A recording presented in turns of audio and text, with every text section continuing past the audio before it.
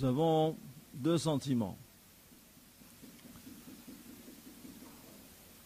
Il y a le sentiment qu'effectivement une chose unique est arrivée dans cette Levaya, de voir tout le Kavod HaTorah.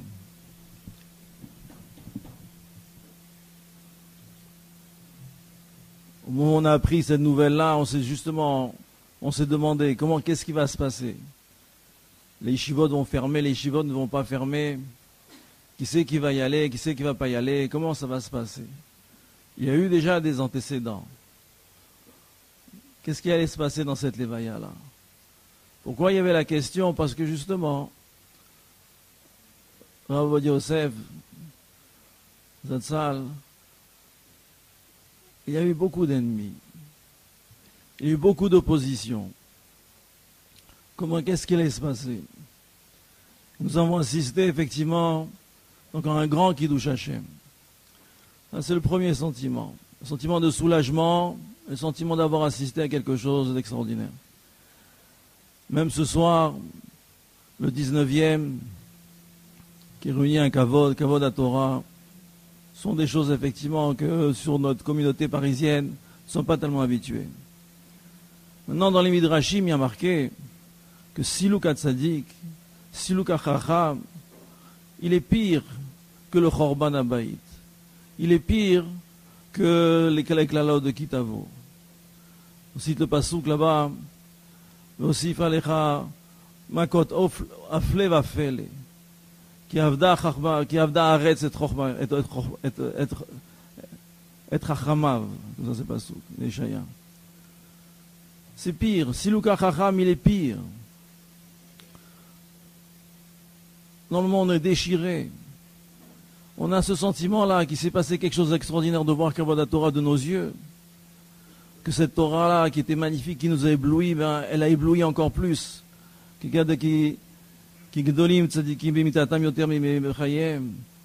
Mais il y a un drame, un grand drame ici.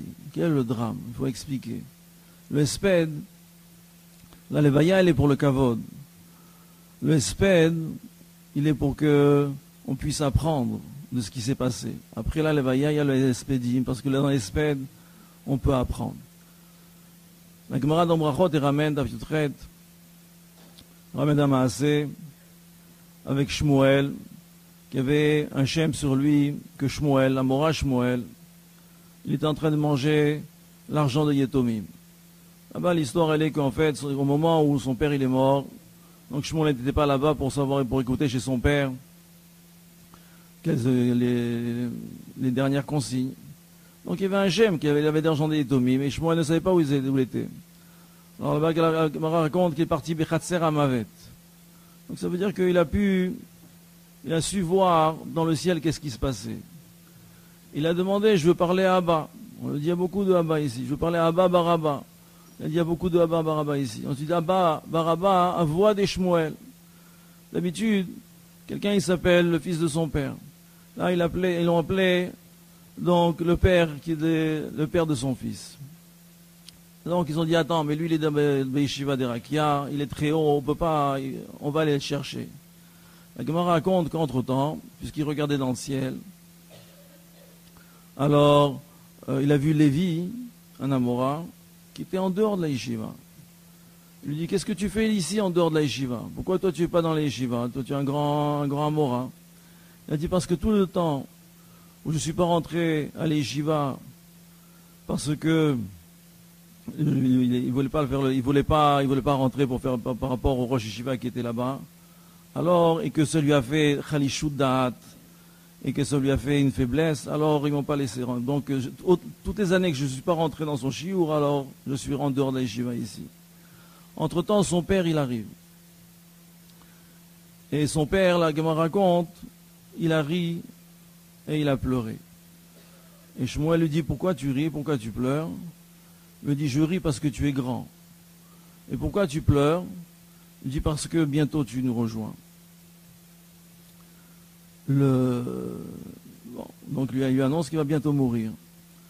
Il dit, en tous les cas, si jamais je suis grand, alors que Lévi rentre dans la yeshiva. Et ils ont fait rentrer Lévi dans la yeshiva. Ça veut dire que dans le ciel, ils n'ont pas apprécié. Lévi, pourquoi il est resté en dehors du Shiur, du Rosh Hashiva? Il avait ses calculs. Dans le ciel, ça a été jugé. Et donc, ils ont dit que Lévi doit rester en dehors de la Yeshiva. Mais Shmuel, lorsqu'il dit qu'on fasse, puisque je suis Chachouv ici, qu'il monte dans la Yeshiva, et que donc on a écouté ce que Shmuel disait. Bien qu'il y ait eu de là-haut, il y a déjà des Dayanim. Mais c'est Shmuel qui a été Kovea. Le Chacham ici, il est Kovea. Ça explique la différence avant et après. Lorsque le Chacham il est parmi nous, c'est lui qui fixe. Même le ciel, il écoute. Ça ne suffit pas comme explication. Parce qu'il y a un chidouche dans cette Gemara terrible. Comment ça se fait qu'à voix des Shmuel, nous par exemple, on est triste. Comme on racontait déjà les Rabbanim, après tout, si jamais on avait une she'ela, on pouvait écouter ce qu'il avait dit. Quand le Chacham il est là, on peut se permettre d'essayer d'approcher. Si la question est intéressante, il y a une siyata d'Ishmaïa et qu'elle arrive jusque là où il faut arriver et qu'on puisse avoir la réponse. Donc que nous on soit triste par exemple, c'est compréhensible. Comment ça se fait que même à voix des Shmuel, il va être triste? Pourquoi ceux qui sont déjà dans le Olam Haba, ils sont tristes si quelqu'un il doit mourir? Au contraire, ça y est, c'est le but, c'est l'éternité. Donc puisqu'il arrive au Olam Haba, pourquoi il est triste? Pourquoi ceux qui sont dans le Olam Haba, ils vont être tristes de ceux qui vont les rejoindre? Qu'est-ce que ça sert? Car en fait, le but d'un tzaddik, et on l'a vécu ça avec Rav Yosef, on a vu cette notion-là, que toute cette Torah-là, elle est pour la Tova du Klal Israël. C'est toute cette Messirut Nefesh, tout ce Limud Torah, surtout cette Atmada que tout le monde raconte, et qui s'est vu, puisque quand on voit ces Sfarim, ce sont des œuvres, que ça se voit qu'il y a eu une Atmada sans équivalent. Comme ça a déjà été dit, que ce n'est pas de notre génération. Qu'on voit cette Atmada-là, elle était là pour pouvoir soulager les Hagunot, pour savoir être possèque sur un guet, pour pouvoir donner un éther, pour pouvoir être possèque une she'ela. Tout ce travail-là, pour pouvoir amener l'épreuve, de faire un psak, que lorsqu'on entend ce psak-là, on sait que c'est le Ratson Hashem, on sait que c'est la Vodat Hashem, on sent que c'est la Torah qui a été donnée au Sinaï. Parce que voilà, il y a un tel, que c'est Sfarim, et c'est Rishonim, et c'est Acharonim qui ont dit cet avis là-dessus. Et qui a tant d'avis comme ça, et tant d'avis comme ça. Et au moins c'est clair. Que pourvu qu'on puisse, on avait ce sentiment-là qu'on entend. Quand on entend la Torah dans son authenticité. Sa Torah était éblouissante. Il y avait cet accès-là. Si jamais toute cette Torah-là, elle a été là pour pouvoir nous soulager, pour pouvoir nous éclairer, pour nous montrer le chemin, pour pouvoir avoir accès à la Torah, pour pas qu'on se puisse se tromper. Cette notion-là, toute cette volonté-là, lorsque toute cette Torah-là nous quitte, même dans le ciel, ils sont tristes. Pourquoi? Parce que le tzaddik, tout ce qu'il a voulu, c'était pouvoir voir son dor. Pouvoir être mézaké, tout le dor, de pouvoir marcher dans le chemin d'Akadosh Baruch Hu. Il y a une tristesse, même si la neshama du tzaddik, du chacham, elle monte dans le ciel, et qu'elle a son accomplissement, mais toute sa volonté était misirut nefesh pour le Klal Israël, pour l'amour du Klal Israël. Tout le monde est triste, même dans le ciel, ils sont tristes, parce que maintenant, qui c'est qui va diriger le Klal Israël? Dans le Hesped, il y a une notion importante, c'est que puisqu'on a vu le chacham qui a voulu tellement être sûr qu'on marche dans les voies d'Akadosh Baruch Hu, comme on a déjà dit les rabbanim qui ont parlé avant moi, que Mimele, ça veut dire qu'on doit prendre au moment du Hesped, de son éclairage, de pouvoir lui, puisqu'on lui doit tellement, qu'on puisse continuer ce qu'il a tellement voulu nous faire faire, puisqu'il a tellement voulu, tellement appris, tellement être matmide, comme on a déjà dit, qu'il a supporté la pauvreté, qu'il a supporté le manque de sommeil, qu'il a tout supporté pour pouvoir être matmide et pouvoir connaître la Torah et enseigner la Torah. Puisqu'il a tellement voulu cela, pour qu'on puisse nous marcher dans les chemins d'Akadosh Baruch Hu, on doit prendre au moment du Hesped, que pourvu que j'arrive à marcher dans les chemins d'Akadosh Baruch Hu comme il a voulu. À ce moment-là, non seulement il vient nous aider, tout le srout de sa Torah vient nous aider, comme ça a déjà été dit aussi, que chacun il peut prendre une part de sa Torah. D'autre part, à lui, on nous l'aidons aussi à lui. Car sauf Kosof, sa Neshama monte encore et encore et encore parce que nous allons accomplir ce qu'il a tellement voulu qu'on puisse accomplir. Une autre chose que je voulais dire qui est importante, que on sait que Yaakov Avinu, il a préféré Yosef. Et lorsqu'il a béni Yosef, il lui a dit, voilà, toi tu auras 2 tribus. C'est-à-dire que chacun des enfants de Yaakov Avinu, il a une tribu. Mais Yosef, il a 2 tribus. Il a Ménaché ou Ephraïm.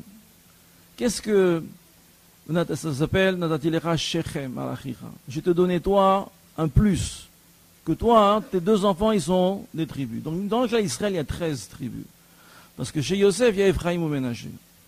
Lorsqu'on cherche, qu'est-ce qu'on a gagné? Qu'est-ce qu'il a gagné Yosef? Qu'est-ce qu'il a gagné qu'il a Ephraim ou Ménaché? On croit que c'est une double part d'héritage, parce que le Bechor, il a une double part d'héritage.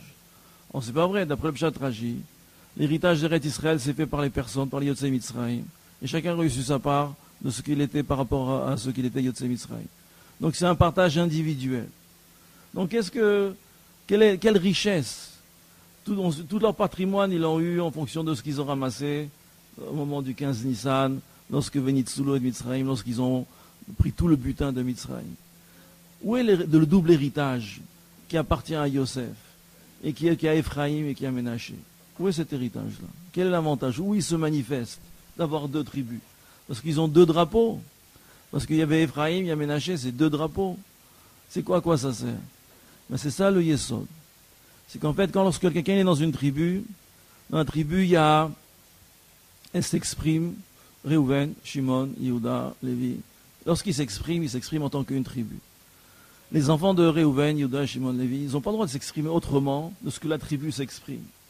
Il y a une seule voix qui s'exprime parce que c'est un seul tzibur.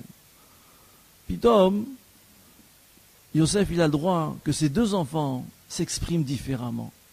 Ephraim et Ménaché sont différents. D'ailleurs, on a mis Ephraim pour certaines raisons avant Ménaché, bien qu'Ephraim n'est pas le Bechor. Parce que Ephraim, il s'exprime et Ménaché, il s'exprime. Et le père, il voit que ses enfants, ils peuvent s'exprimer.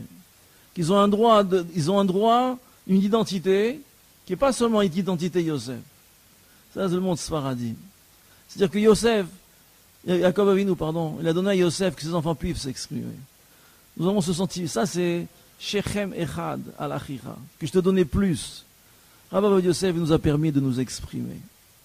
Que, en tant que Sfaradi, qu'on puisse s'exprimer en tant que Sfaradi, que c'est vrai que nous avons des minagim, que nous avons un derer halacha, parce que le Mechaber a dit, aujourd'hui on peut dire le Mechaber il a dit, le Mechaber a dit, que parce que c'est comme ça, parce que le Mechaber l'a dit.